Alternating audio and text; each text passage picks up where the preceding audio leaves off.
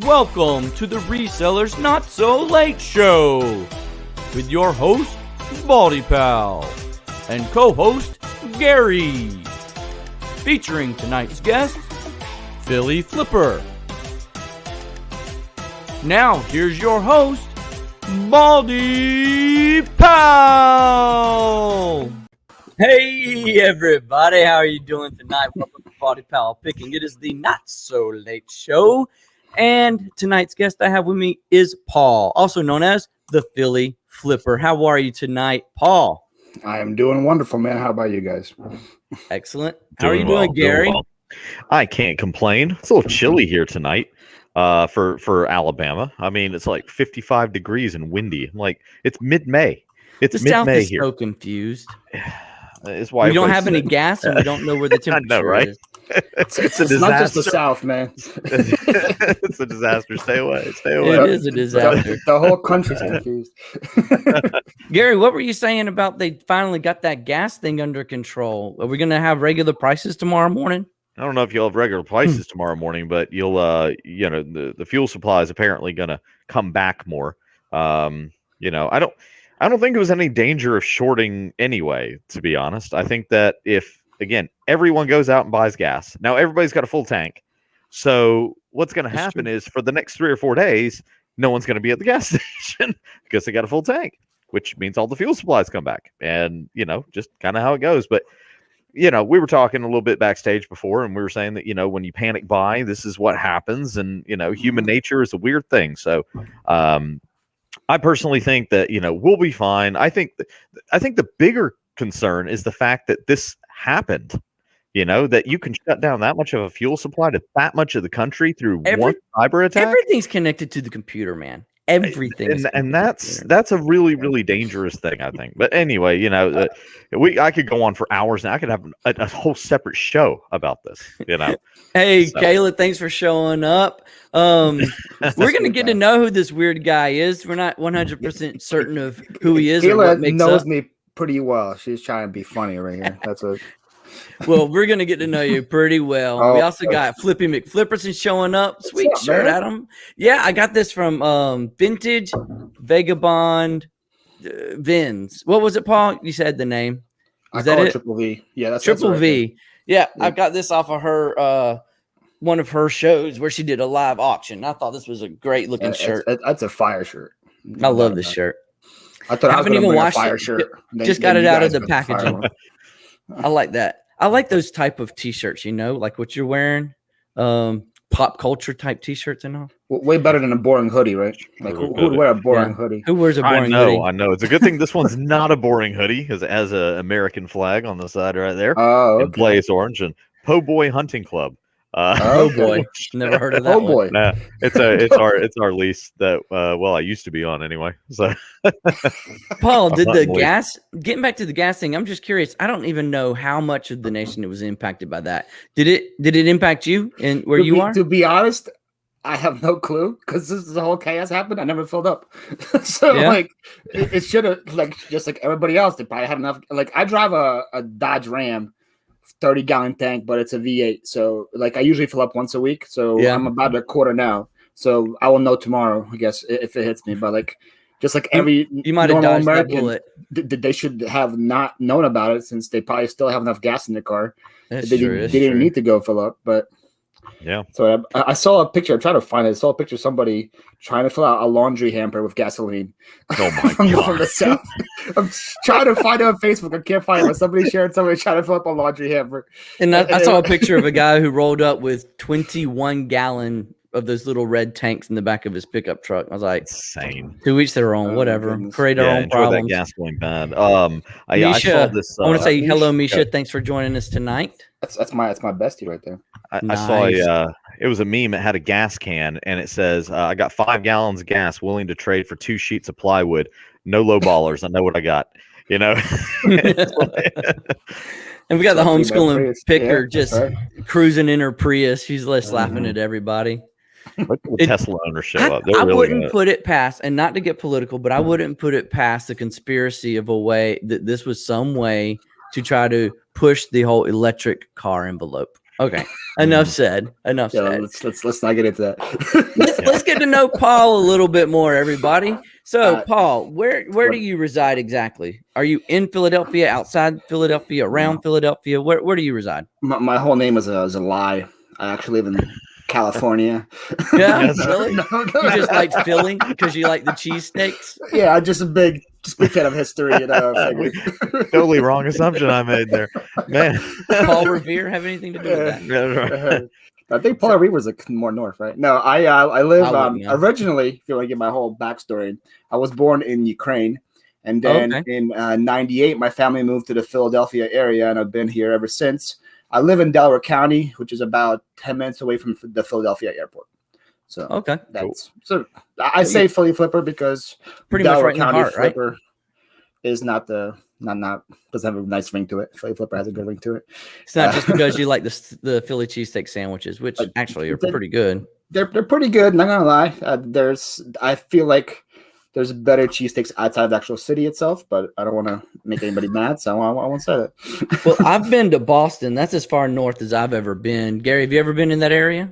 Oh yeah. I actually went to Philadelphia back in 2018, the end of 2018 for work, and it was cool. And I'd been to Philly before. My brother, he went to the University of Pennsylvania. So whenever he graduated, we went up there to see it. Did the sightseeing and that's Hall, like 50 minutes from me. Okay. University City. Yep. Mm-hmm. Yep. That's right. Probably saw him cruising in his big Dodge Ram with a 30-gallon tank. That's right. It depends what year it was. I might have a different truck. This is a while back. Yeah, this is probably at least 15 years ago. So. Okay, so yeah, I was cruising on my little toy truck then. Right. 15 years ago. How far south have you ever been, Paul? Have you ever been to our part of the world? I've been to your part. Atlanta area? I've driven past Alabama and actually never stopped in Alabama. No, that's okay. Nobody really stopped in Alabama. I've been in Atlanta. I've been in Savannah, which is a really, really pretty city. Yes, Savannah, Georgia. And then I've obviously been in Florida. I've been almost everywhere in Florida. Cool I've driven past Alabama. I've spent 2 weeks in Mississippi. I'm sorry. I went there after Katrina happened. It wasn't a mission trip. It wasn't for like vacation. Gotcha. Yeah. I don't think anybody actually goes there for like pleasure. Let's go to Biloxi to gamble, I suppose. But yeah. So what did you think of the South? Were you here when it was in the heat of the summer? I spent probably I think about the same time when I was in Mississippi and Missouri, because I went to Missouri after a tornado there as well, and it was a lot hotter actually in Missouri than it was in Mississippi. I don't know if it was just how it was, but you guys y'all, as you say, y'all are very welcoming. I don't know if you guys are fake nice or actually real nice. But well, it depends. If we say something like "bless your heart," get ready for an insult. Yeah, that's fake nice. It's fake nice. Yeah, it definitely sounds better than but bless your little old heart. She don't know how crazy she looks in that dress. True story. Like it's definitely a different kind of mentality than we are in the North. People actually wave, say hello, ask how are you, and expect an answer. Yeah. Here when you say what's up, that's like a greeting, and you say hi, or you say how you doing, and we just say how you doing, and we keep walking. Well, in the South, when they ask how you doing, they actually want to know how you actually doing. I got the Kayla approval on my Southern accent. I like it. But it's a different world, but I enjoyed it. Definitely a different world. If you ever make it down here in the heat of the summer, you need to make sure you bring bug spray and tank tops, because you're going to sweat your butt off, and there's going to be mosquitoes all over you. That's what Mississippi taught me. You guys, the mosquitoes you guys have came from like Chernobyl or something in Mississippi. Yeah, they're not regular mosquitoes. They're not. Right.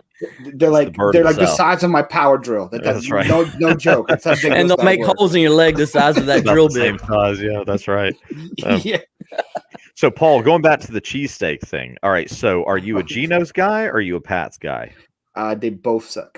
I'll agree with you there. I'll agree with you there. I went to both, and me and my buddy that I traveled with, we got one of us went to Pat's, one of us went to Geno's, and we split it. Yep, that's a very popular thing. Yeah, I make a better cheesesteak than this. They're both not good.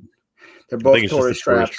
Yeah. That's why I said the best cheesesteaks are outside of Philly, like in like the county surrounding areas. I think they make them better than they actually do in South Philly, where most people go to get cheesesteaks. So when my friends come from out of town, I take them to D'Alessandro's, which is kind of like Bucks County, which is like the most popular cheesesteak for. If you ask almost any Eagles player, they'll tell you that's their favorite cheesesteak.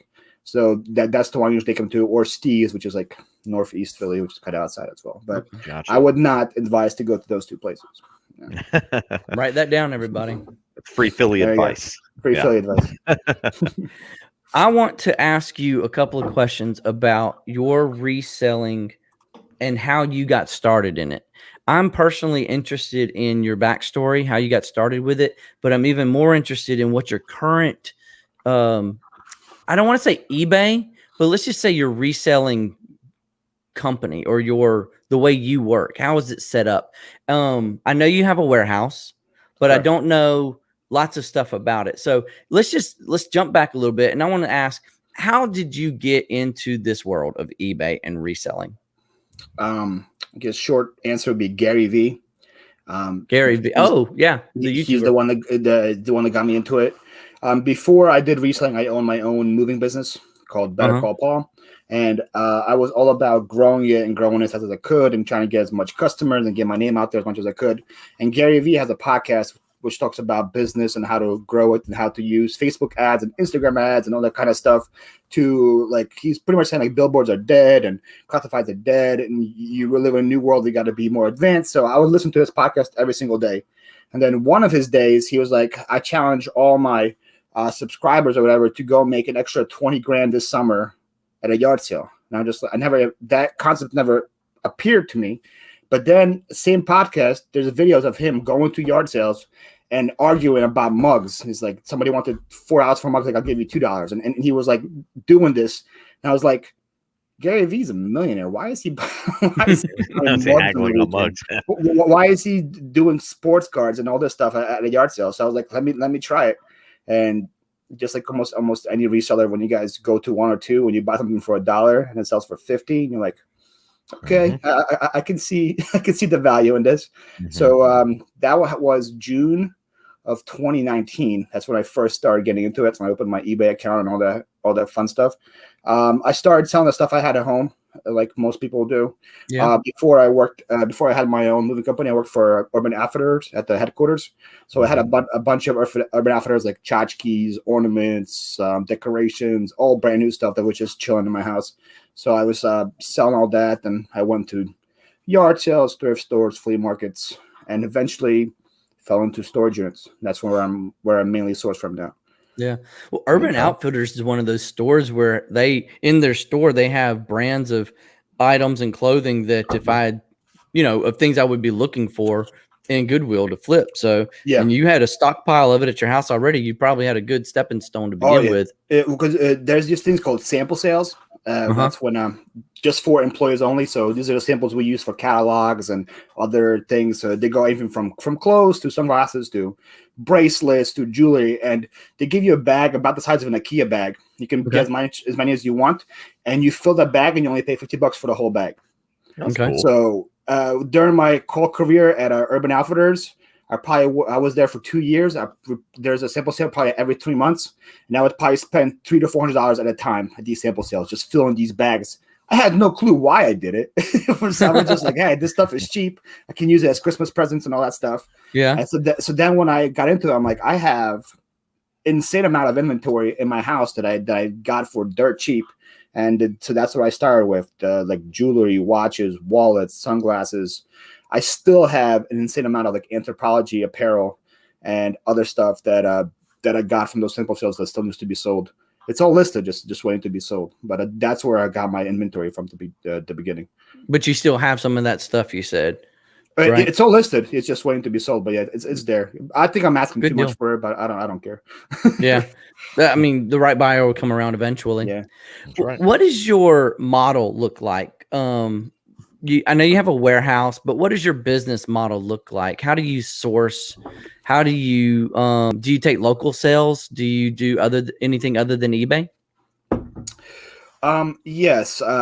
My warehouse now, I have 4,000 square feet, which is in 2 warehouses, but they're attached together. So the one I'm in now has most of my local stuff in it, plus my hard good eBay stuff. Right. And then the one next door to me is all of my shoes, apparel, and all of that. So when you do storage units, you pretty much are dealt with what they give you. So it's usually either furniture, and then there's some small hard goods, or it's all furniture. It's just bags and stuff. So right now, right before you actually came on with you, I rushed to get here because somebody came in and bought a coffee table for me from $50. So okay. I sell for locally. I sell on Facebook. I sell on Nextdoor.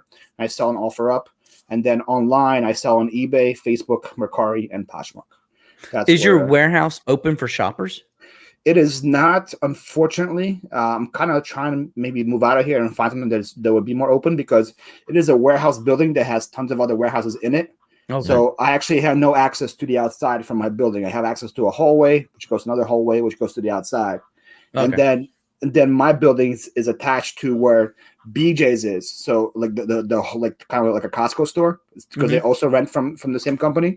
So what if I give my address to people, it always takes them to BJ's. Never takes them to my warehouse. So it's almost impossible for me to get any food traffic in it. But that's why I'm trying to move out of here and find something that's more open, so I could do kind of like Resell Rabbit does and just do warehouse sales and just move inventory that way as well. That's in the future.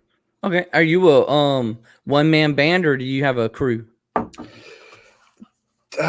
Technically, I have a crew. I have somebody that just lists clothes for me. That's all she does. It's she does takes all the pictures, the dims, and lists the clothes, does the drafts. That's her job. And then I have 2 guys that help me with the physical labor part whenever I buy a storage unit, or if I sell something that needs to be delivered, I get them to come in and they deliver it for me. Okay, so they just, as needed, they'll help you out, right? Yeah, the girl gets paid per listing, and then the guy gets paid by the hour whenever I need him to. So the guys probably get about 10 or 20 hours a week, depends on how busy I am and how much storage units to buy. The girl comes in, she works 1 day, and she comes and probably takes about 200, 300 pictures worth of items, and then she goes home and just lists them on her free time whenever she has time to list them. Nice. That's cool. Kayla has a comment based on your Urban Outfitters story. She says, I used to get shoes from the Timberland factory when my aunt worked there. It was a flat $2.99 for Timberland samples. Wow. That's a pretty good hookup. Awesome. Yeah, I'd say so. She actually reminds me of a comment. I think it was a couple months ago. Matt from Part Time Pickers, they were in a Goodwill in San Francisco, and they found a Levi's sample jacket. Right. At a Goodwill, because the Levi's factory or the Levi's headquarters is right there. Mm-hmm. And he listed it for insane money, and it sold. And then it reminded me that I had a bunch of Urban Outfitters samples that I thought were trash, and I threw them all out. Back in 2019. And I just watched the video and just oh my goodness, what I do. Yeah. I was like, no one's gonna buy an unfinished sample. Why would somebody want this? It was just I was like, why would somebody ever want this? And then I saw what he did with his, and I was like, well, I just probably threw away 10 or 20 grand worth of items. Was this a Levi's jacket? I remember. Yeah, it was Levi's. It was an embroidered kind of the denim jacket, and it said Levi's sample on it. And I had a bunch of those that said Urban Outfitters sample, and I was like, yeah, that's crazy, I probably should have kept those. Well, Kayla says that she wasn't a reseller then, so it bums her out when she had access to the Timberland. Kayla. Me and you both made mistakes. Hey, we got your Philly partner out here, Philly Picker. I was talking about you earlier, Joe, how people always confuse us for each other. I think that's pretty funny, but I appreciate you coming out, Philly Picker, and joining us for tonight's chat. We will have a gameplay later on tonight, but it's going to be a good one. It's one we've seen before, but I've kind of spruced it up a little bit. So, Paul, you were talking about storage units. I've watched it on the shows. I know what's on the show is just for good content and, ratings for the customer viewers and stuff like that. Yeah. Tell us the real world. What does a real world storage unit auction look like? Well, right now it's all online. But before this whole pandemic issue, it's way more friendlier than the show makes it seem. Everybody actually gets along. As long as you're part of the inner circle, it gets friendlier. To the outsiders at first, they were nice to me, but then when they realized that I was going to be a regular and I actually want to commit, they became more welcoming and stuff. And everybody kind of has like a niche market, and we don't really want to up each other too much, so we don't ruffle any feathers. So like people know like, hey, this guy deals with this guy, this stuff and this stuff, so he probably gonna want to win this. So let's not really bid him up or anything like that. But when there's the new guys come in and they don't know what they're doing, everybody's really eager to bid them up to see if they really want to be part of the game as well. So they knew me as that furniture guy because nobody else wanted to deal with the furniture stuff. So whenever there was a unit that was full of furniture, I would usually get it for dirt cheap if it was people that I knew, because they didn't want to deal with it, and they knew that I had the space and the truck and the labor to do it. So I would usually get that for pretty dirt cheap. Then I knew other people who dealt with other stuff, and I would try to like upbid them to like a certain amount, but then I wouldn't go past it just out of respect for the people. For now, it's online though, so it is. You cannot tell who is bidding and who is doing what. So it is a lot harder. And then it's also a lot more expensive now because there's so many people, who had nothing to do. So they want to get into it. So the units I was getting for $50 before the pandemic are now $300, $400, $500 in some cases. Units, I used to get a lot of units for $10, which is the minimum bid. I used to get tons of them before the pandemic. Now it is almost impossible to get a min bid unit because everybody they watch the show and they think there is gold in every single one of these units. It's a whole pile of trash out there, and they see one little safe in the corner and they bid up like $1,000 just because they think there's $1 million in that safe or something. So you got to be a lot smarter. Back in 2019, I think anybody could have bought a unit and made money on it. Now it's you got to be a lot more wiser with it. Thankfully, though, I live in a really good area in the Philadelphia area. There's a ton of units available. Probably every week there's about 100 to 200 units to go for sale in my local area. So I can if I try to get about 1 or 2 a week, and so thankfully I know what I'm doing, and I can still find something even though if I have to pay up for it. But I've seen plenty of people who are new. They get into it, they drop $800 to $1,000 on a unit that's not worth it. And then they have to invest the time and effort to go through it, to clean it up and all that. And they'll be lucky to break even if that Michigan's there's $1 million safe though. I hear you loud and clear. I want to say hey to Rescue and Resell for coming out. Thanks for joining us tonight. We do appreciate you.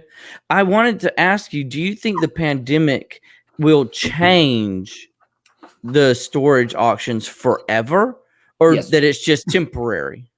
I've been friendly because, like I said before, I did reselling. I used to have a moving company. So when you have moving, you associate a lot with storage units because a lot of people move into those before they get to a house. Right. So I was friendly with a lot of managers before getting into that. That's why I kind of got into it, because I would know when the specials are and when the sales are and stuff like that. So now that I talk to them now and I go to pick the stuff up, and I'm like, when is it going to go back to live again? Since pretty much we're kind of lifting the whole mandate and stuff, and they were like, we're not. the people who are running this stuff are making way more money. That's what I say. They're making so much money if they're getting bid up to $350. You Why don't have would to they pay go back to live for an auctioneer anymore? You used to pay a lot of money for an auctioneer to come do it for you live. You don't have to waste that. You don't have to make somebody be there the whole time. You do it online. People come in, they pay. So they said unless this whole thing settles down and the online stuff dies out, they don't see it ever going back to live again. So Paul, typically it might be a little early, but it could change. I was going to say, so let's say, Paul, you buy a unit, how long do you have to clear that unit out before, I don't know, like before they resell it or before they lock it again or whatnot? So you have 48 hours to claim it since you win it. Okay. If you don't claim in 48 hours, you lose that unit, and then they give it to the next highest bidder. But once you claim it, you have 48 hours to clean it out. Okay. So you come in and you do a cleaning deposit, which pretty much depends on the storage place, but it's between $100 to $200. You put that in, and once you show them the unit is cleared, they give you the money back. Okay. So a lot of people think that that's all you lose, though. But if you give somebody a cleaning deposit and then actually don't go and clean it out, they will put you on a blacklist for that company, and they will not let you bid it anymore at that place. Not just that location, but the whole company in general. So I don't know if you guys have like Extra Space or Cube Smarts down in the South. Those are pretty big here. So pretty much if I go to an Extra Space unit in Philadelphia and I do give them a deposit but actually never clean it out, I am banned from bidding at any Extra Space unit ever. Wow. And they have your card on file, so it's not you just can make like a new account and then say, okay, Right. they have your license plate on file. So I would never be allowed to bid anymore. And it's a one strike policy because it's kind of like I can understand that. Yeah, because they don't want to mess around. They don't want to do the whole process again of putting back up for auction or whatever. Because I've had some people who thought they could do it and they're not allowed to bid anymore. And that is pretty cutthroat, though. Yeah, well, I would imagine which is smart because they don't want. Yeah. That's a lot of people, new guys who come in. They buy one unit and they're out because they don't realize how much there is to do back there. Now, do you buy certain size units because of what you know you can clear out within a certain time frame, or does it really not matter? Or maybe in the beginning you bought certain size units versus these larger ones that require a full crew to get all that stuff out within that time period? Well, I messed up on the first one. The first one I bought was a 10x15 that was full, and I bought this back before I had a warehouse. So I was running stuff from my basement, and so what I did to not get in trouble with them is I rented that space for a month. So I instead of having me 2 days, I had a month and 2 days to clear it all out. Okay. And I'm sure they appreciated that too. Yeah, I had just people meet me at the storage unit that I was selling stuff out of because I wasn't going to be moving couches and chairs and dining tables to my house. So people just met me at the storage place, and I sold them the item at the location. But now I can move a 10x30 in 2 hours because I have a box truck. I have a crew with me. I don't do any sorting at the storage unit anymore. We all bring it here, and I sort through it all here. So gotcha. I pay my guys. We don't mess around. We load it real quick.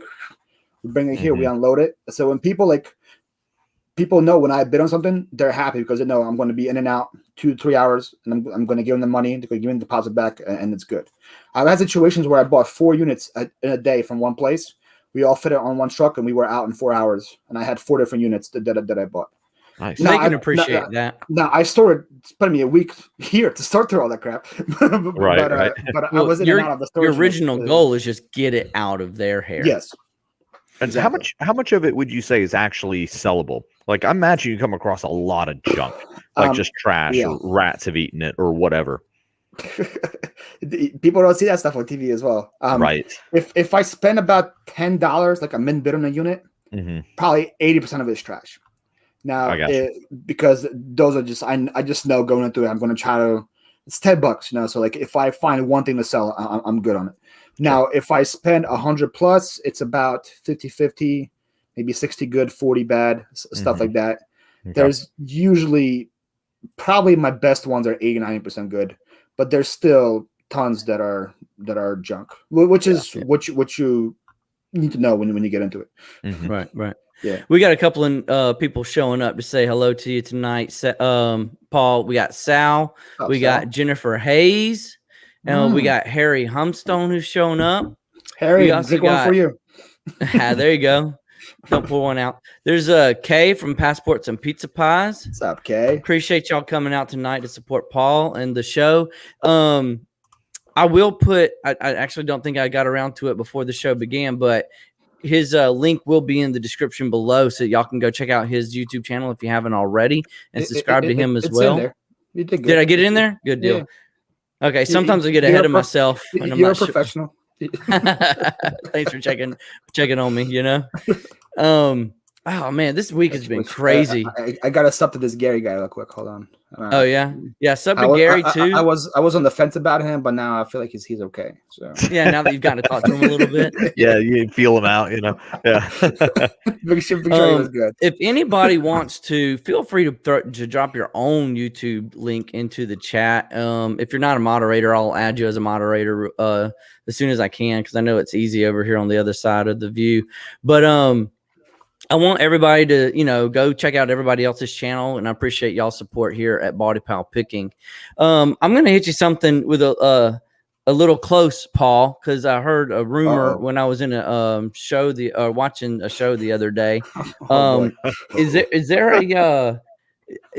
there anyone interesting in your life these days that is it just Paul or is it Paul and somebody else? What's the story there? There may be somebody. Yeah. I gotta admit, I caught like the tail end of a conversation, and I had to go back and rewatch that show because I was like, "Oh no, there's a couple of couples going on around here in the reselling community." Yeah. So if y'all want to go, we don't have to let it out. Let's as, just say if y'all want to find out, I think y'all might be able to catch Paul on a later channel this evening. Might add some more detail to that. Is that still on? I'm not sure what you're referring to, but there's somebody in the chat that is going live after you. And yeah? I may or may not be in her show. So that's all I'm saying. Like Jen, if you wanna drop the link to that live afterwards. Well, we got a new face here. Chosen Goods Reseller coming out tonight. Oh, that's a new name for me as well. Ran into you on Instagram earlier today. She's got an up and coming YouTube channel as well. So appreciate you joining us tonight for the show. Oh man, oh man, oh man. Oh, we got Drew in the chat. Oh, Profit check Monsters. That out. Profit What's Monsters. Up? What are you doing, Profit Monsters? Thanks for coming out, my friend. Thanks for joining us. Drew, did you get your package yet for me? So that package is freaking me out. What was the package? I can't. That's also a secret of information. You're just full of secrets. I mean, a lot of secrecy going on here. Yeah. Is there something special we need to watch out for in order to learn the secrets as they are revealed? All I know is if I have not. Oh man, I got to call the USPS location and see what's happening. But when Drew gets the package, he's gonna make a video about it. That's all I'm saying. Mm-hmm. So. Well, you send it USPS, it'll be there in a couple of months. Yeah, I sent it through Pirate Ship, and it's taken its time. It's been over a week now, which is plenty of time for him to get it. But the hub in Philly is probably the worst. I don't know. I'd probably just say because it's just me, but I feel like it's the worst hub of USPS in the world because we have some stuff that like Macon's is pretty bad too. Like I've had stuff that I sent to Delaware and then went to Florida first. Right. I'm just like, why is it going to Florida? Man, I had something go Macon, Atlanta, Macon, Tennessee, back to Atlanta. Yep. And it was a Christmas present that didn't make it there on time. Yeah, I had it was a Columbus to Macon to Atlanta to Jacksonville, finally out to Las Vegas. Where the guy was. It had to make a couple of stops in Florida first. The craziest thing is whenever the folks are looking at it, right, and they're looking at their tracking, and then the guy's sending me messages saying, why did this go to Jacksonville? The hell if I know. I mean, you work for USPS, Gary. Yeah, right, exactly. I put it the label. I gave it to the people. That's all I could do. Yeah. And then like the funniest part is when like they complain to eBay, and I'm like eBay. I did it. I did what I could. And then one guy from eBay told me that it was my fault for picking USPS. He said it is your fault because you picked them. Yeah. And I was like, no, it's a first class item. I'm not gonna pay. Yeah. I'm not gonna ship it with FedEx and pay 3 times what it costs. Like Misha says, it's nothing against Pirate Ship. They're just the people you buy the label from. It is USPS all in all. Oh, we got Flippin' Midwest up in here. That's a new name for me, I believe. I appreciate you joining us, Flippin' Midwest. And Jen Closet Gems is with us as well. Thank you, Jen, for showing up. If you guys haven't seen, yesterday there was an auction on Cali Reseller Luis's channel. And there was Castlevania 4 new sealed for the SNES. And Jen won it for $450 yesterday. Holy crap.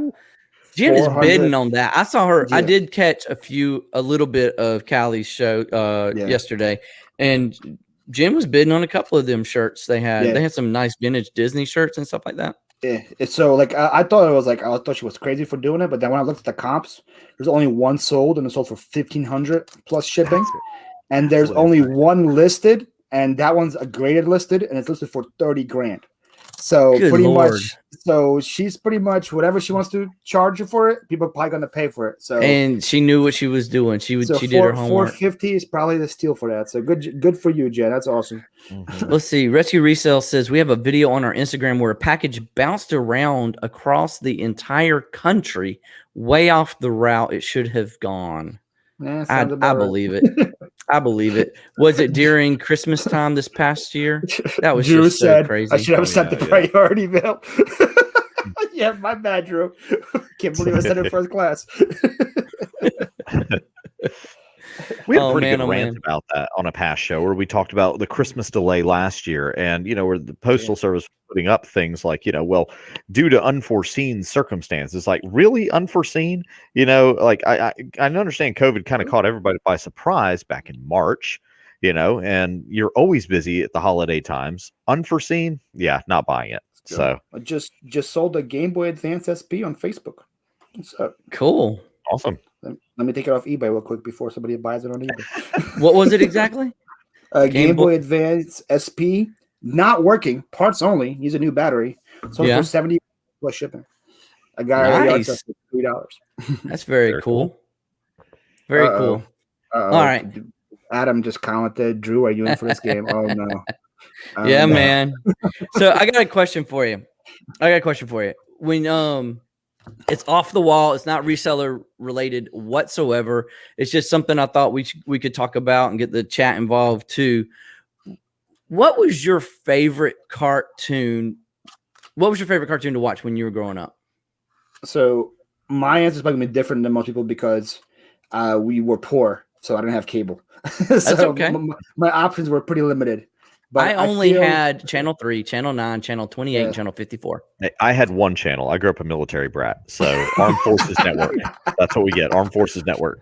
So I don't know what kind of games, what kind of cartoons you had on that one. G.I. Joe's or something like that. It was actually, and that was my favorite. So yeah, keep going. So for me, I guess during the week it was probably Arthur. I liked Arthur quite a bit, and then during the weekend, I liked Recess. That was my favorite one. Recess. I don't think I know that one. I feel like I just showed my age real quick, huh? I don't know. I don't think I saw that one. Please, somebody in chat. Tell them you guys know what Recess is. Chat, what was your favorite cartoon as you were growing up? Now, when I was little, like below, let's say elementary school grade, coming home and watching the Teenage Mutant Ninja Turtles was my favorite. Absolute favorite. It's on Channel 54. Loved it. I used to like DuckTales. Everybody remember DuckTales? Oh, yeah. Yeah, DuckTales was good. I think you had to have cable to have DuckTales, though, didn't you? Well, when we were stateside, it worked. Yeah. Okay. I only got to watch DuckTales when I went to my granny's house because she had cable. I know reasons because only my kids. Wow, you guys make me feel very young here. Thank you, guys.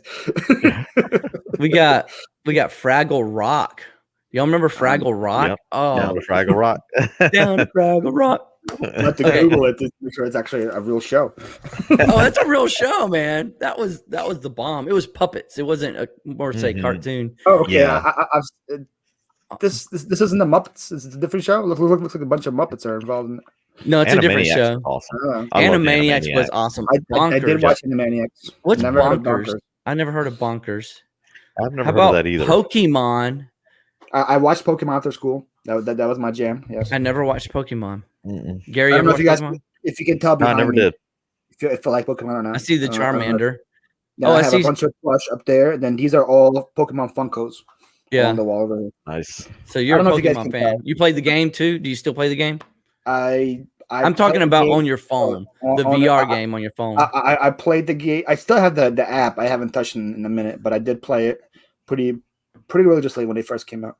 Yeah, I was good at it for about 2 years, and then I just never was able to get past a certain level, so I quit.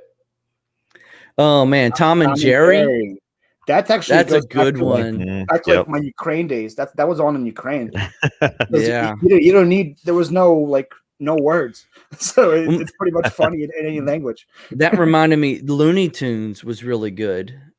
Although I go back and watch, I'll buy like Looney Tunes 1 or 2 DVD sets so that my kids know Looney Tunes, and they are not what I thought they were when I was little. It's like there's some whack stuff that went on in Looney Tunes. I mean, messed up stuff. I'm surprised no one has mentioned The Simpsons. Like The Simpsons, I used to love The Simpsons. The Simpsons I watched as like an adult more than a thing as a kid, or like as like a teenager. Yeah, I could still probably put The Simpsons on right now and probably still enjoy myself. I feel like. Yeah, you could. Yeah, I think Simpsons is in the category of that. Oh shoot! It just skipped my brain. What's the cartoon with Stewie? Oh, like Family Guy. Family Yeah. Guy, yeah. I think it's in that category. Not It's not nearly so as much rough as kid. Family Guy, yeah, but Yeah. Jen said now the Animaniac song is stuck in her head. You know what's stuck in my head from that is that that Nation song. My daughter actually knew that song, believe it or not. Everybody's gonna go look it up on YouTube now. There you go. So, It's the Nation song. I guess Oh it's man. yep. Bonkers. She says Bonkers was the cheetah police officer. I think that's some kind of like Kentucky show that only aired in her state. Yeah, the rabbit ears were pointed in the right direction. I've only ever seen one cartoon cheetah, and it's something her parents put on every single Saturday. It was a homemade. It's a homemade cartoon, bro. Oh, here's a good one: Rescue Rangers. Oh yeah, Chippendales Rescue Rangers. I forgot about that one. Yep. Chippendale. That's the Disney one. The Disney Yeah. guys. I only know that because of reselling. And Captain Planet. Captain Yep. Planet. I didn't really get into that one. Water. That sounds like a recycling show. There was Doesn't sound like it's for me. there was a James Bond Jr. Did anyone ever watch that? I watched it, of course. James Bond Jr. James I Bond never Jr. watched James Yeah. Bond Jr. Go look up the episodes on YouTube. They still have them out there. So I watched Archer as an adult, and if you guys seen Archer as an adult, it's kind of like a James Bond. yeah, cartoon, but it's hilarious. It is hilarious. Is that on the Cartoon Network or FX or something like that? I think it's FX. I think it's FX. Yeah. I saw it on Netflix back when it was on Netflix. I binge watched it on Netflix. Looks like Kayla only had 4 channels, channels growing up, just like I did. Same Kayla. Yeah. And then we got the Jetsons, Johnny Quest, Speed Racer, all good ones. All good ones. So we had talked about previously with some of our other guests about concerts, and that actually sparked a pretty good conversation. What was your first concert that you ever attended, Paul? And would you go back today? Oh man, I'm trying to remember. Because I didn't go as a teenager. I wasn't really into that thing. Mm-hmm. I got into it kind of late in life, like in my 20s. Okay. So there's a good chance you would have still gone back today if you had the chance. Yeah. You can't remember your first concert? No. Okay. You've been to so many. Is that it? No. I haven't been to that many. I'm just trying to remember. Or you just weren't in the right frame of mind to remember it the next morning? Probably Lecrae. You guys know who Lecrae is? No, I'm sorry, I don't. No. It's like a Christian rapper. So I think it was probably Lecrae.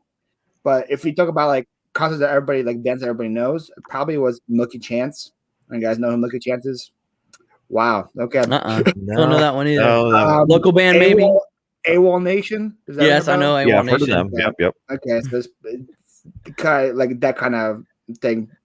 I'm not sure if I seen AWOL Nation or Milky Chance first. That's okay. I did see 21 Pilots with like AWOL Nation. Is that people. Sale? Yeah, Sales AWOL Nation. Okay. Yeah. I seen 21 Pilots of only like 200 people before they were like cool. Oh, that's really? cool. That's You guys cool. know, like, Yeah. 21 Pilots, because I was a big fan of them from the very beginning, and there was like a 200-person venue, and I was part of it, and it was just stripped down show, just drums and keys. That's all. Just the 2 guys rocking it out. Mm-hmm. That's cool. But They like, did a pretty good job too, didn't they? Yeah, like that's why like I knew that these guys just wait till they get discovered. They're gonna make it big because they were super talented for what they were producing. Right. But that's my kind of style, like the alternative kind of like rock thing. I haven't gone to any of those like big shows. We got another Paul up in here, the flipping sports guy, who's actually haggling me a little bit, saying that I invited the wrong Paul to the channel. Oh, snappy. It's on. It's on. Okay, So, Paul. how many different platforms do you sell on today, Paul? I say I sell on 4, but I'm mainly focusing on 2 now. Which ones are they? On eBay and Facebook Marketplace, and then Mercari and Poshmark are taking the back seat. But, okay. And actually, this from Friday to now, I've had more sales on Facebook than any other platform so far. Facebook, huh? It's doing pretty good for you. Surprising to me. I probably sold almost 50 items on Facebook since Friday. Wow, oh, that's really good. Nice. Yeah. Okay. I did a test this weekend to see how it worked, and I put 100 items on Facebook that I had on eBay for a while, and 15 of them sold that same weekend. So 15% of what I posted sold in a weekend on Facebook. It's been on eBay for months, and they didn't move. So it's opened my eyes kind of to what Facebook could be if I put a lot of effort into it. That makes sense. Similar things have happened back in January when I moved all my shoes. I cross-listed all my shoes onto Facebook and instantly started selling pairs that that hadn't gotten any traction whatsoever off of eBay. I was going to ask you the items that you relisted on Facebook and started selling almost instantly. What type of items were they? What were they? Furniture or something else? Well, I've been listing furniture on Facebook since the beginning. That's for local stuff. Yeah, but I just pretty much took I took everything but pretty much clothes. I was already listing shoes all the time on Facebook. I want to kind of get into see if clothes will sell on Facebook as well. I haven't really attempted that yet, but I sold everything from cameras to video games to books. Surprisingly, I've had probably at least double-digit amount of books that sold on Facebook. Right. For more than I was listing on eBay. And okay. I did like today. I sold a Martin Luther King book for $12 on eBay on Facebook that I had for 10 on eBay. And when I deleted off eBay, it had 2 views. So that 2 views. Got 2 views on my eBay in almost a month, and it sold in 3 days on Facebook. Where it had almost 400 views. So I don't know like why they pump out certain items, but they did. So now that I list stuff on eBay. And then when I'm done my eBay listings, I watch something and I cross-post to Facebook because it's super easy to do. Yeah. So, like, for example, that Game Boy, I listed that this morning on eBay. It didn't move. I listed it right before I got to the show, and it sold in about 20 minutes. The Game Boy that I just talked about. So, I don't know why certain items move or not. I am going to try to do, like, a deep dive into it and see what keywords, if it's pictures, if it's what it is. Because if I can figure that out. You're shipping it, right? It's not local. It's shipping. It's all shipping. I think it has got to do with the fact that Facebook has millions upon millions more users on it than eBay does. And I was telling people, like, if they figure out a cheap international shipping method, it's going to blow the roof of the doors because they have 2 billion users. Yeah. Compared to what eBay has, Facebook has 2 billion users. That's just that number is.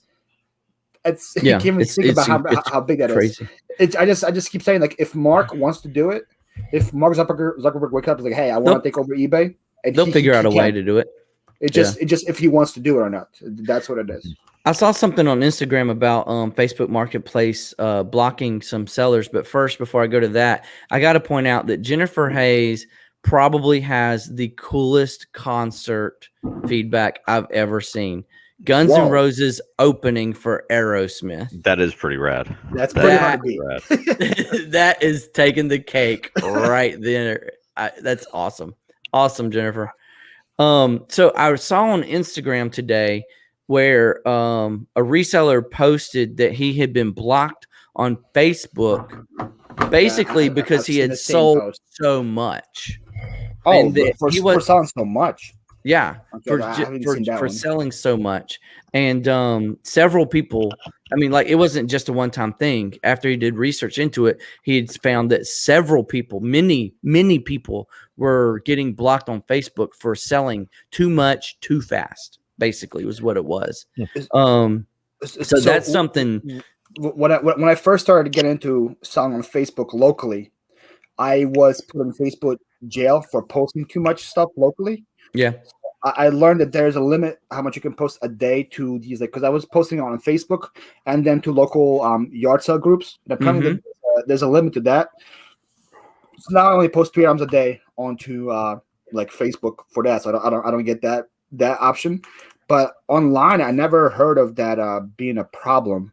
Like I said, I listed 100 items on Saturday and Sunday together on Facebook, and I'm good. So far. Yeah, they have to go through the approval process, and they got it. Like, if you share it with the local groups, they have their own review process. But I listed a pair of black toddler Converse shoes, just the tiny ones for babies, and they were brand new, still in a box. And then right behind it, I listed a red pair of little toddler Converse shoes for babies. The black ones they allowed to be listed. The red ones they blocked. I couldn't figure it out. I don't know. No and see, that's the worst part about Facebook is they never give you an explanation other than it doesn't meet our guidelines. And there's the one thing that Facebook is missing is customer service. There's no one you actually There's can contact. no customer service. It's like some kind of bot system or whatever, some kind of algorithm that they use. So there's actually no human being you can talk to and say, hey, what did I do wrong that I shouldn't do in the future so I don't avoid this issue. So like whenever they have like a post on it that this may not meet our guidelines, request a review, I just delete that post just because I don't want to have a potential of just anything that's wrong. So like I posted like a book about conspiracy theories or something on Facebook and said it might not meet our guidelines. I'm like, okay, delete that post. I'm not going to take a chance. I don't care about that book sale. I'd rather keep my marketplace open. True. I deleted the red Converse shoes. A day later, I tried to relist them again, and it got blocked again. I can't figure it out. Now I've sold both pair on 2 different platforms since then, but I just can't figure it out. I wonder why. Yeah. I want to say hello to a couple of guests who've shown up recently. We got Amber Resells up in here. Thanks, Amber, for showing up. And we got Rick from Unload It All. If I started listing on Facebook Marketplace, I'd have to make a Facebook page much more private. That's true. I used to have a personal Facebook page, and I would sell some things on Facebook. I got kicked off of Facebook. I didn't open another page for a long time, but when I did, I made it a BaldyPal picking Facebook page, right? Not a personal Facebook page. And so far, so good. Knock on wood. To answer his question, right here at the bottom, I don't know if you can see it. It says hide from friends. Yeah, you can click that option. Then none of your friends see what you post on any of your listings. So you don't have to actually be private about it. They can't see the listings you've made, but they can still see like if you've made any personal posts. Is there a difference between the two on Facebook? No, I don't know. Like pretty much they just hides it from all your friends cannot see anything that you post on the Facebook Marketplace. Okay. If you do that. There's definitely ways to make them private. They just don't make it easy to find them all the time. Because I used to not do that, and then my friends just keep getting notifications in their feeds about like me keep posting stuff, and they're like, "Can you stop posting at 2 a.m?" Because they get notified about it. So I just been doing that since, and it was fine. So Flippy's got a point here, and I've gone through this myself. Once you sell a certain amount, I believe they stop you and make you submit personal info so that you can send a 1099. That's true, and that was kind of early in the process. That wasn't that difficult either. That was pretty. And that wasn't the scenario this Instagram post was talking about either. This Instagram post was talking about basically they were posting and selling a lot, and they just got blocked for doing more sales. It could be temporary. It could be like a semi-permanent ban. Now, was that the reason, or was that the actual post that said you're selling too much? That's why we blocked you, or they're just assuming that that's why they got blocked? Because it could be something else as well. I will have to go back and find the Instagram post, but it did say something to the point of too many sales or overage of sales or sales overages or something to that point. Because the reason why I got banned in the beginning for my local stuff is because they thought I was a spammer because I was just posting way too many stuff too quick. So they thought I was actually like a bot account spamming. So I don't know if maybe it's over posting or something. Like as I said, it's such a new like platform. It's kind of like the Wild West over there. So we still have no clue what actually is good, what is bad, what is allowed, what is not allowed. So it's still definitely a work in progress for sure. Well, I got banned from my original Facebook page that I had for years, like since 2007. They blocked me and wanted me to upload my driver's license picture to prove who I am. And I think it had everything to do with a golf game I was playing on the Android because I connected my Facebook account to the golf game. And then the next day I got blocked off of Facebook after there you go, guys. So many years. Don't play golf games on your phone. Yeah, never play golf games on your phone and connect your Facebook account to it. Hey, we got a crowd up in here. Let's have a little bit of fun. Who wants to play a game? Y'all ready for a game? I'm ready for a game. Let's play a game. Oh, no. More game?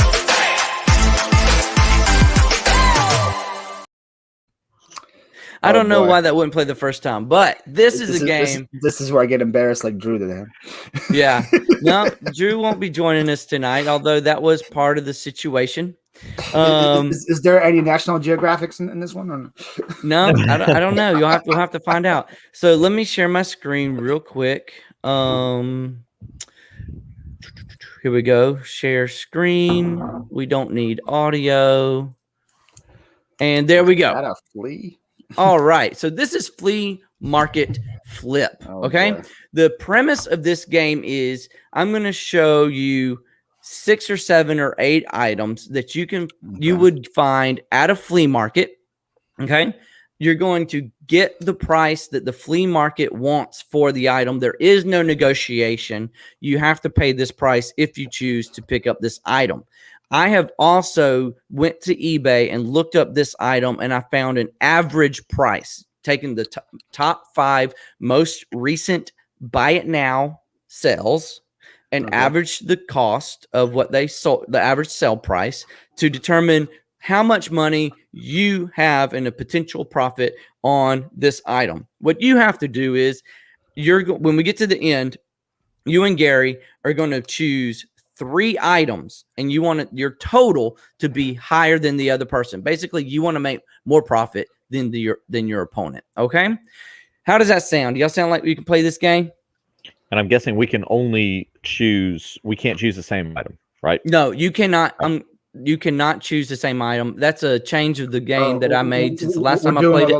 Like a round robin kind of thing? You're going to do round robin. We're going to go Paul first, then Gary, then Paul, then Gary. Gary, like fantasy football draft. You're the return champion. The guest gets to go first. I can go, then he can go twice, and I can go twice, and he can go. We can do that. That's very cool of you. That's more fair. All right, so first item. So I'm going to go through all. Wait, does Gary have the title on this? Is this why he's the champ? Oh, Gary. Gary. I've been rusty lately. I've been on a losing streak lately, there, Paul. So, you know, we got 1, 2, 3, 4, 5, 6, 7 items. Each of you get to choose 3 to make the most profit, but you can't choose the same one. So here's the first item. It is a Samsung DVD VCR combo, not a recorder. Probably very important when you're deciding how much this is probably going to go for. And it comes with the remote control. They want $20 at the flea market. So you need, I would suggest that you guys kind of do some mental math and make some notes as I go through these 7 I can items. write this down, right? You said I can write these. Oh, yeah, you can write this down. All right. The next item is a set of Hex Dumbbells. They're 10 pounds Hex Dumbbells. They want $10 at the flea market for the set. They're 10 pounds each? Yes, it is a 10-pound set. Okay. The next item is a Wilson branded Profile Junior Golf set. It is a complete set with the bag. Complete set consists of 6 clubs. Honestly, I'm not sure how many are in this picture. 1, 2, 3, 4, 5, 6. Okay, there's 6 in the picture. But a complete set consists of 6 clubs and the bag. Okay. The next item. Flippy, tell me if the golf clubs are good or not. All right. The next item is the Nike Composite CX2 baseball bat. And this table at the flea market wants $10 for this bat. Okay. What is this? The 5th item? 1, 2, 3, 4, 5. The 5th item is a pair of Nike Air Jordan Retro 12s in French blue. Nike Air Jordan Retro 12s in French blue.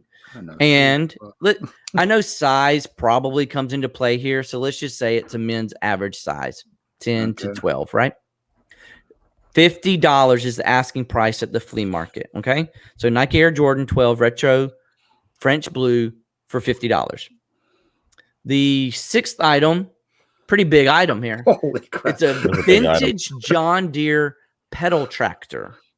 I actually had one of these when I was little, believe it or not. It was very cool. It came with the trailer, but this one doesn't come with the trailer. It's just the vintage John Deere pedal tractor, just the tractor, and they want $250 at the flea market.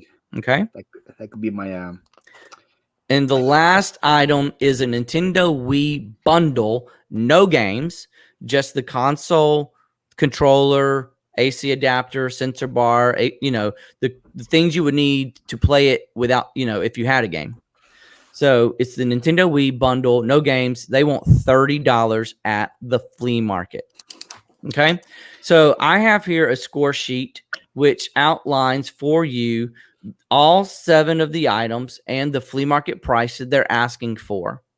We're going to do your round robin. We'll go Paul, Gary, Gary, Paul, then Paul, Gary, and we'll choose 3 items each. And after we do that, I'll show you what the average sold price is of those items and the profit you made based on, obviously, the flea market price and the average sale price. We ready for this? Wait, so somebody shipped that tractor before on eBay? Possibly. Yeah, there was big all boy of these had ship. some shipping involved, and there was Some some assembly massive shipping required. involved. Yeah. That's Some reassembly required. yeah. Uh-huh. All right. So man. if y'all can catch up with the chat, it looks like they're trying to throw in some hints to the chat, but Oh, yeah? There's I won't give them away. Is All right. the Flippy copping yet? I don't think so. Better than butter. All right, so It's not helping me at all. Paul, Flippy. I'll let you choose first. What is your first item at the flea market? I will take the Nike composite bat for $10. Alex. Nike bat. All right. And Gary, what is your first choice? That was going to be my first choice. So I am going to that makes take me feel good. the DVD combo. No, that's what I was between. That was your next one, wasn't it? Yeah. All right. So Gary, you get to go for your second item right behind per the agreement from Paul before we started the game. So what is your second item? I'm gonna take the leap on the John Deere tractor. Oh, you sucker. All right, Paul, what is your second item? Okay. I am so I get my 2 and 3, right? I get both of them here. Yep, you'll get them both in a row. So those golf clubs are tempting, but I never heard of Wilson or like being good for golf. Okay. So dumbbells. Okay, I'll take. Oh, I'm not happy with any of these. I want the tractor. Okay, I'll take the Wii bundle because I could definitely make money on that. Okay. And then your your third item? Oh man, I feel like I'm losing already. I'll take. Those were the Jordan Retro 12s you said, right? Yep. $50. That's a price. It's a lot of money. Okay, whatever. I'll take the Jordans. All righty. YOLO. And Gary, your third item is? I'm gonna take the golf clubs. Dang All right. All right. So since Paul is our guest tonight, we will reveal his prices first, okay? So he first went with the Nike bat, which is $50. It's not bad. And your profit is $40 so Like you far. did better on the combo unit. All right. I would have thought that would have got for a lot more. Yeah, to be honest, I really thought that. Nike composite, I thought it was like at least like $100 bill. Now, remember, I took the top 5 sold comps. Yeah. All right. So you chose the Wii bundle. Yeah, it's not going to be. All right. The Wii bundle. Its like average sale price is $69. Yeah. And your profit there is $39. All right. At least I'm in the green so far. I'm happy. Yeah, you're doing good. All right. Your Jordans cost you $50. This is a question mark right here. The average sale price is $160, which gives you a profit of $110. And your total made is $189 so far. So that's pretty good to start off. Excellent. You almost at $200 profit. Yeah, this is a setup though. No setup. Gary has no idea. Oh, it's pretty good. It's cute. Smells like a setup. It's a cute little place. I never play off like that, man. There's so many possible combinations of these prices. Oh man. All right, so Gary, your first choice was the DVD combo unit, which sells for $70. Okay. and the profit you have made is $50. I thought there was also a $100 bill right there on the comment. Yeah, same. Yeah, same. I know it's average, but yeah. Well, being that it wasn't a recorder significantly brings that price down. Yeah. All right, you chose the tractor. All right, this is going to be the one here. This is the card, right? gamble. This is the wild card, yeah. I had no idea how to price this. Okay, we're going to jump to the clubs then. Oh, you're going to keep the anticipation? Yeah, I get Clubs, to do $10 that. profit, tractor, $500 profit. All right, the golf clubs sold for $72. Way more than I thought. Okay. $72. Okay. And 57. that is Okay. $57 profit right there. Mhm. All right, and your tractor. This is the gamble. She thinks my tractor's sexy. Let's see All it. right, Gary. $440. You don't damn it. Whoa. Okay, yeah. $440 is the average sell price for that is vintage insane. tractor, Mhm. which gives you it's $190 in that just one beat me alone. just with the tractor. Wow. So you got the combo unit, you got the golf set, and you got the tractor for a total of $297. Gary, you have successfully Mr. Rusty over here. And it's like, well, my favorite color is John Deere green. So, But that's now, two country song references. Adam, think about how much work he has to put into that, though. Yeah. All I have to do is pack and some you have shoes, to ship it. Yeah. pack a bat, and a Wii bundle. He has to pack a combo unit. It's a lot of work. Yeah. All those golf clubs are a lot of work. That tractor. That comes tractor, out. Yep. that tractor that's not going to be easy to ship And at time all. is money, so I say it's a tie. Your sales are definitely a lot easier to pack up and sell. I'm going to be honest. If I saw that tractor, I would look at it and I'd go, man, that's going to be a lot to deal with. I mean, it's a lot. You get a lot back out of it Unless if you're you can willing to put sell in it the work. locally. But yeah. If you could sell it locally for like 400 something, then Oh yeah, then it'd be a score. Yeah. Well, there you go, boys and girls. Gary, How much are the weights? Yeah. Yes. How much are the weights? I'm See my curious. weights? how much are the I think weights? they're like 40 or 50, right? $38. Okay, that was decently close. You I usually guess get about 30 like, on it. $2 a pound. So I figured $28 is the profit you would have made so that's on the those worst one. dumbbells. All right, so we're pretty good. We left the worst one on the table. Yep. Yeah. There You go. did actually. Yeah. All right. So that's that game. Sorry, Paul, but Gary Hey. just Hey, it's a we called it a tie. Remember? It's a push. It's a push. yeah. That tie there was fun to play. It was a good tie. Good game, Gary. Good game, So, Gary. Let me unsub from Gary real quick. Hold on. That's right. Excellent. Well, I got a couple more questions. You want to hang around for a little bit longer? You got some time? I have until 10 p.m. Remember, because somebody else has a show at 10. Oh, that's true. I don't know if you're. So who is that person again? I don't know. Let's no let's see. What does No Flippy clue. say here? Cameron, those Scotty Camerons were insane. I've been looking for one forever. I saw Scotty Cameron in this quote in this chat, and that's what caught my eye because Did you Scotty see, Camerons are money. Harry Humpstone, latest video, he bought 1 million golf clubs. I'm not even underestimating. He bought a whole van full of golf clubs, and some of them were Scotty Camerons. Wow. So if you guys want to watch the video afterwards, that is insane. Like, I don't know how much Kayla zip it. Hilarious. It's This girl amazing. right here, man. I gotta go check out that video because I like golf clubs. I've said Oh, it he got before. them for free. What? Harry got those for free. He got them for free. He got all the golf clubs for free.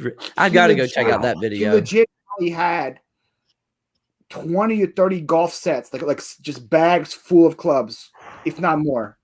A lot of those like vintage, like wooden ones. Scotty Cameron's insane. I must have missed the free part. Oh my goodness, That's hilarious. that is the core of the golf club century. haul was amazeballs. That's what Cameron was. That's what Cameron was. The original conversation about the Scotty He Cameron. probably has Okay. 10 to 20 grand easily worth of golf clubs right there. That's a lot of work to go through it too, but it's Yeah, worth That's a it. lot of money. That's a lot of money though for free. Yeah. So I wouldn't Okay, have any Harry. place to unload a van full of golf clubs, although I would really try. I would probably rent a storage unit for a month just to dump it all in there as I'm going through it all, go Yeah, knock and on some your of those friend's like house. Scotty Camerons will move quickly. It's not like they're going to be sitting on your eBay store for a while. Yeah. Mhm. Yeah, they move fast. That is insane, Harry. I've been lucky enough to Ooh. find one Scotty Cameron, just one. I know where Harry lives, by the way. He's pretty close. So Harry, if they're missing the next day, I had nothing to do with it. Gary, did you ever call that guy on Facebook Marketplace who had his backyard just covered in those 50-gallon drums of golf clubs? Did you ever reach out to him? I never did. The thing is that, you know, with where I'm at in reselling and all the other things I have going on just around the house and the whole Jeeps and flipping those and all that, man, the last thing I need to do is try to plow through golf clubs, you know. Gary's like, golf clubs? I'm flipping Jeeps, man. What are you, crazy? Yeah, exactly. I'm flipping automobiles. Yeah. Do you actually do that, Gary? Do you buy salvage cars and stuff? I actually just bought in our last show I was talking about it. I just bought is a Jeep, a 95 Jeep YJ. Thank you, Cheryl. I bought it for $800, and all it needs is a fuel pump. So when I swap the fuel pump, it'll be running, and then I can probably sell it. You know, I'm going to ask probably about $7,000 for it and see what I can do. So, you know, for me, if I can invest that time in that, and I'm passionate about it, you know, I know what I'm doing with it. It's easier for me to stay motivated with it as well, because you never know what you're going to get and what challenge you're going to have in front of you. But yeah, it's something I definitely want to get into more. I kind of have another issue. You know, it's one thing to store a bunch of golf clubs. Where do you store cars? You know, you park them up your curb. Up and down the curb. My homeowners association is going to be livid pretty soon. Like, you know, hey, all of them run. What do you want? All of them run. Yeah, I got a lot of kids. Don't you have like 4 Jeeps right now in a truck in your wife's car, all in your driveway? 6 total vehicles at my house right now. 6 for 2 adults. Yeah. Yes. Well, 2 adults and a 16-year-old. So okay, that's hilarious. Yeah, they can justify 2 cars per adult. That makes that's sense. Right. That's right. Yeah, only 2 of them are for sale. So, you know, we'll put it that way. One's getting a full engine swap, which I'm coming thankfully to the tail end of that. You doing it yourself? A full engine swap? Yeah. That is swap. Quite a job. Yeah, the other motor blew up, almost quite literally. It destroyed one of the pistons, and so it in turn destroyed a lot of the internals on the engine. So we had a full engine swap it. So I got a replacement engine for $250. Adam, show the ring to Cheryl quick, so she doesn't put you on her list. What's she talking about? Cheryl's making a list of single men she's trying to hit on. But you gotta see there we go, Cheryl. See, Cheryl. Sorry, think about the list, Cheryl. That's hilarious. I didn't realize that, but she called me cute, so I'm gonna respond to that. Okay. Wait, not just cute. She called you cute. She called me cute. Cute is way more. Yeah, I'm gonna act like I'm used to that. Yeah, but Gary, I have a friend of mine who's 29 years old now, and he's been doing that kind of car stuff since he was 19, and he almost has $1 million. Just from flipping cars. It's insane. But he has like a 10-car garage, 10-car driveway that is full of cars. Well, so my wife is a real estate agent as well. She does that on the side, and I told her, I said, be on the lookout for commercial properties where we can store some of these, you know, just in general, and then have it as like maybe eventually becoming sort of the hub where I can put all the tools and all the stuff, so that whenever we do it, you know, we're not taking up our garage space. Because again, the engine swap in my garage, right? I have a 2.5-car garage. The engine swap's taking up the entire garage. You know, and it's been one ordeal after another. So I found another ordeal I have to deal with today. Apparently, one of the exhaust manifold bolts broke off in the head, so I have to drill that out. So that's going to be fun. But no, he's not restoring the cars. He's pretty much just flipping cars, right? It's pretty much what you're doing. Yeah, that's right. I mean, if I can find like a Jeep at a cheap price, because Jeeps are hot, right? Everybody loves Jeeps. You know, they're, to me, the ultimate utility high school vehicle. Kids like Jeeps. Yeah, they do, absolutely, and their parents are more than willing to buy them for them. And the insurance is cheap. And if I can find a Jeep on the cheap, then flipping it, that should be the motto. Yeah. So, but if I can find something like that, like I said, with my the $800 YJ I just acquired, I mean, it's practically a steal, you know. So if I can take that money and then turn it into buying maybe 2 more, and then, you know, just listing them, you know, clean them up, list them, and especially if they're already running. They're already running. I really don't have to do anything except for just put a little bit of elbow grease into cleaning them up, and then do the marketing part. It's when they don't run or they've got some small mechanical issue that, you know, I have to diagnose or get dirty with. then it slows down the process a little bit. But again, I try to make what he does is like body damage. So like he just replace a fender, replace a Yeah. a hood, replace a door. There's nothing that's crazy. Right. It's pretty much just like adult Legos is what I call it. Pretty It much is. unscrew one piece, but unscrew. Yep. People think it's like it's like not that hard. Like the one I have now, I have a 2005 Dodge Ram. I bought a salvage for $1,200. It only has 50,000 miles on it. So it's, and all I had to do was, the guy hit a tree in the back, so all I had to do is just take the back off, put a new fender on, and it was good to go. New taillight. So it doesn't even have difficult. to have damage though. Over here where we live near Fort Benning, you can get really good deals on cars if you're quick and you've got the cash on hand, because the guys in the military, they can't just take their car everywhere they get redeployed to or moved to. So they got to get rid of it, and they want to get rid of it quick. This was actually for a guy from the military. His ID was still in my car. There you go. So, no kidding. Yeah, I bought it from Virginia. I had a tow here from Virginia. So there's probably some kind of base there. I don't Norfolk is there. Norfolk Naval Base is a big one. Fort Belvoir outside of Washington, D.C. is a big one. My dad used to be stationed there. So, but yeah, so where you go to like storage unit auctions or whatever, I mean, I'm looking to go to, there's an auto auction that's actually just down the road from me. And I've been to it a couple of times, and you can tell who the regular players are there because, they'll buy 10 cars that night.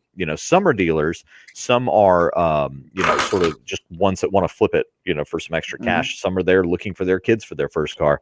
But, the one thing about the auto auctions is that usually you get a chance to, turn the keys, kick the tires, see what you want to pay for it, and then kind of go for it. So yeah, it's one of these new sort of ventures in quote unquote picking and flipping that we'll do. Yeah. How accurate is this? Flippy says if you've got a torque set and a pair of pliers, you can completely take apart a TJ or YJ. Just about. I'd say have a really good socket set as well. Having air tools makes it just faster to do that. But yeah, you can, with the engine swap, I've done it with essentially hand tools. The only specialty piece that I have is the cherry picker to pull the motor out. That's it. And then I bought an engine stand at Harbor Freight for $60, where you take the motor out and then you literally put it on a stand and you can take pieces off of it, flip it around, do all that. It makes it so much easier. Like, where have these things been all my life? Yeah. So, but well, Paul, I want to ask, do you mind if we talk about this Instagram group chat that we're talking about here recently? Oh yeah. Okay, as long as it wasn't part of my love connection, go ahead. No. So, just a teaser. Paul got me involved with a challenge that we're going to do on our channels. It'll be the two of us and a couple of other resellers. Who's it going to be, Paul? I know it's Larry, it's Victoria, it's Resell Dojo, and me, you, and Nana Tink. And basically, we're given a category. I guess, Paul, did you assign the categories? I know I chose the category, but no. So originally, with the people we first started, it was supposed to be like a out of your kind of comfort zone kind of thing. So the 6 people who had originally, I don't want to name any names because there's a lot of happening with them now. So pretty much, we all gave a category that we were comfortable with selling. Actually, mine was the shoes one. So you got the category that I picked that I was my niche. Okay. And then we picked out of a hat, and the only rule was like you can't pick your own thing. It was the luck of the draw. You can't pick your own thing. So the categories were video games, board games, health and beauty, shoes, vintage tees, and DVDs. Yes. So pretty much the original people who just drew out whatever we got. I got the best. I got video games. I'm not gonna complain. That was probably the best one to get. I got video games. Victoria got DVDs. Resell. No, that's just the games, right? That doesn't include the consoles or the consoles as well. Oh, shucks. So that Game Boy Advance I just told about, that's actually part of the challenge. Yeah, you got that one. Yeah. So be looking for the videos to come out in the next 2 weeks, somewhere around May 24th. But it's going to be really fun. Ultimately, we're trying to just see who can make the most money in your category, starting with only $50. Yep. What can you turn that 50 into? That's pretty much it's supposed to kind of take us out of our comfort zone. So like people got health and beauty, probably never sold health and beauty before. And then pretty much maybe you want to get into it and say, wow, there's actually a lot of profit here to be made in health and beauty. Now I was passing by this kind of categories before, and actually now I can actually go and do it. Victoria probably never bought DVDs before. Now that she bought DVDs and she's maybe that there's profit to be made of DVDs, maybe she's like, okay, maybe I'll pay more attention to when I see DVDs in the future because I know there's actually to be some profit made. So this kind of supposed to encourage us to step out of our comfort zone and go through other things. Now, for me, I don't really have to step out because I sell video games already. But for other ones, I still you haven't done the game. Yeah, Drew, we didn't play the game yet. I'm home. If you haven't done the game, it's okay. Profit Monsters, we've done the game, man. I'm gonna destroy him. I'm gonna pick the tractor first round. But it's okay, Paul. He played well. Drew was a tie. It was a tie. It was a tie. Yeah, the official tie. I never asked you, what is your niche? What is your category that you are the best at in reselling? Like, so I would have said, like, I try to get storage units into it. So I try to make some. We can't resell a storage unit. But it would probably be shoes because that's what I deal with the most with storage units. I get tons of shoes. And then actually, if I go to flea markets or yard sales or thrift stores, I look at the shoes kind of first because I kind of have an understanding what is semi good. Like I can tell you about brands. I can't really go into like deep with like what Jordans sell best out of all the Jordans and stuff like that. But I kind of have like an understanding, like, well, mostly what everybody does. Like people know Brooks are good, Asics are good, Allbirds are good, kind of like that stuff. Like, but maybe not everybody who goes to a yard sale knows, hey, those Brooks sell for $60. Or yeah, you can see it across the whole yard sale and just eyeball that whole. There was actually one where like I think I looked like an idiot because I thought somebody else knew about it and I ran there first to grab it and the guy had no intentions of grabbing those Brooks ever. I full speed rushed it because I was like, oh no, I'm getting these first. How many people did you knock over to get the pair of Brooks? Two. Jen says there's profits everywhere. It's just so hard to learn what's best in every category. I think that's a really good point, and I have stated I've got a couple of people at the work that still work in the office that have gotten started or at least interested in the reselling. And I've told them you can't just shotgun eBay. You can't just shotgun blast eBay and pick up everything that could potentially sell for a profit. You need to start in a small section, 1, 2, maybe 3 or 4 categories, and that's it. Learn that. Grow in that, become very familiar with that, right? And then once that becomes kind of natural to you, then you should expand yourself to the 5th or a 6th category because it's just going to grow over time. Don't try to shotgun blast your entire eBay store from the get-go. Mm-hmm. What are your thoughts on that, Paul? That way you become like a jack of all trades but master of none, and you really don't. And you just a lot, and that you can make a lot of mistakes. You're like, oh, I heard this is good, and you can go buy a pair of Jordans and not knowing that they're fake because you heard that Jordans are good, and you can't really tell the difference between a fake one and a real one, and you just pick those up and make this kind of mistake. Or you're like, oh, I heard video games are good, and you go buy a bunch of sports games, while not realizing that the sports games are overproduced and stuff like that. Or right now there's a huge market for like sports cards, and like, oh, sport cards are great now. You're gonna go and buy a bunch of 90s or 80s like overproduced sports cards and drop a ton of money on them, and you have a bunch of penny cards. So like like that's why I always say, like, just if you want to do whatever, if you want to do video games, learn what video games sell well. If you want to do shoes, at least have a little basics of what shoes are. And then there's also kind of a thing of don't be afraid to take risks. Like people give Drew a hard time for the last time where he picked National Geographics, but he said he's a risk taker. Yeah, and the same Drew is going to go and buy. It's so funny that you remember that though. Yeah, I have weird memories of stupid stuff. I don't. So, like, he doesn't want to remember that. In fact, yeah, it's the same Drew goes and buys a sink like at a thrift store. Yeah, nobody in their right mind, whatever, to think about even comping that sink. He goes, he buys that sink, and down that Joey by the Bing show, everybody's giving him a hard time saying, "I can't believe you bought the sink. Such a stupid thing." And he sells it the next day. Yeah, I mean, like massive sale too. Yeah, makes like $200 something profit on a sink that I would have never thought about even looking at, I agree with that 100%. In fact, it's because of that share that he did on his video. I just so happened to have walked into the Goodwill on Macon Road, Gary, and lo and behold, right in the door off to the right, what was there? A ceramic wall-mounted sink And I was like, well, I better look at it. You never know. Yep. Yeah, that's what I'm saying. Like now I'm looking at sinks now because of Drew.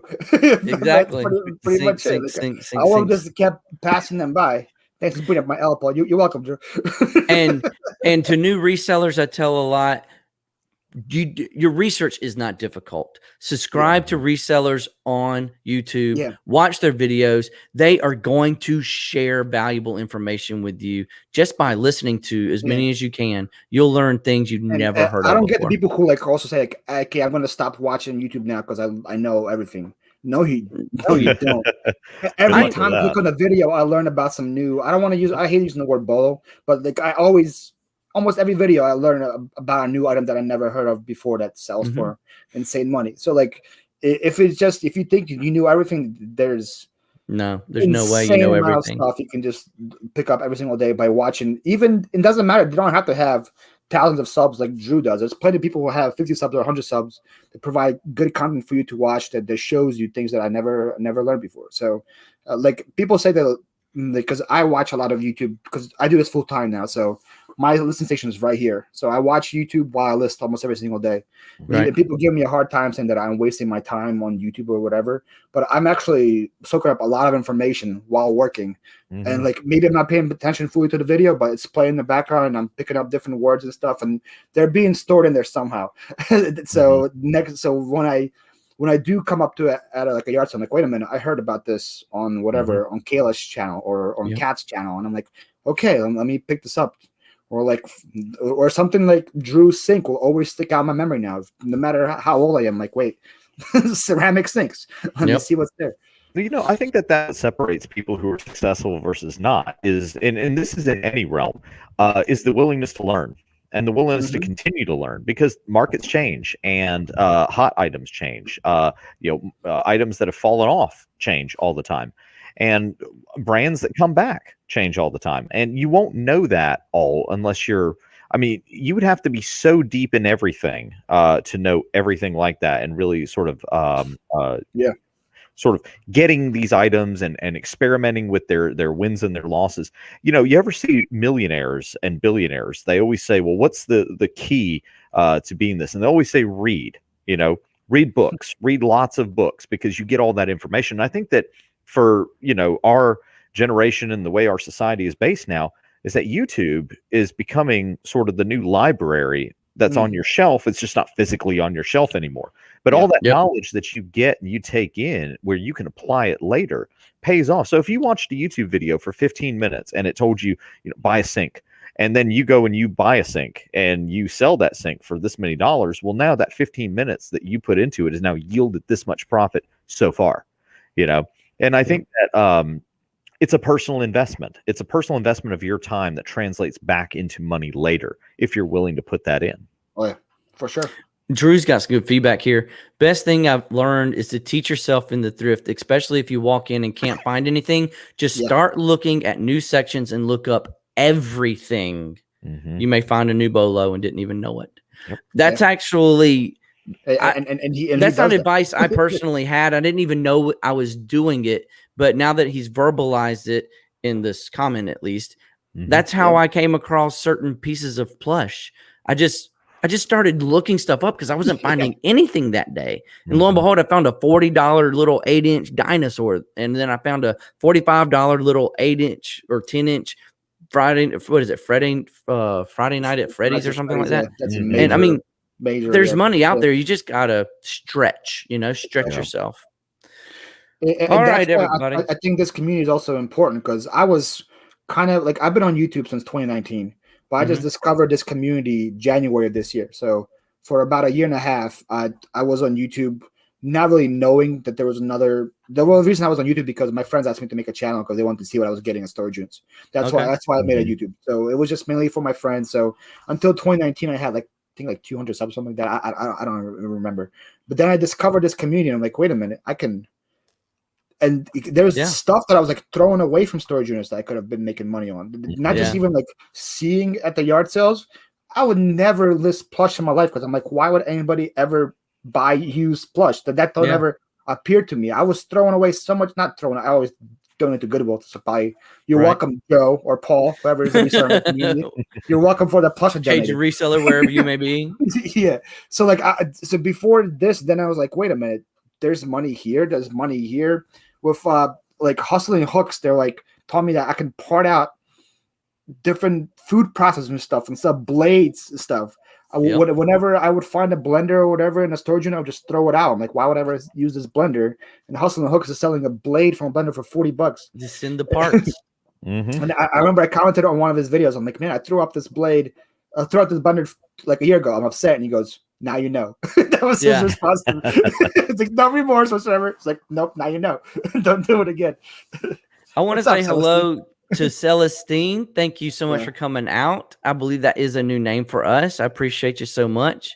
I think we want to wrap up tonight's show. I want to ask Paul and Gary. I'll start with Paul. There's anything coming up on your channel? We got that challenge you're coming up with, but you got anything coming up on your channel that you want to leave the guests with?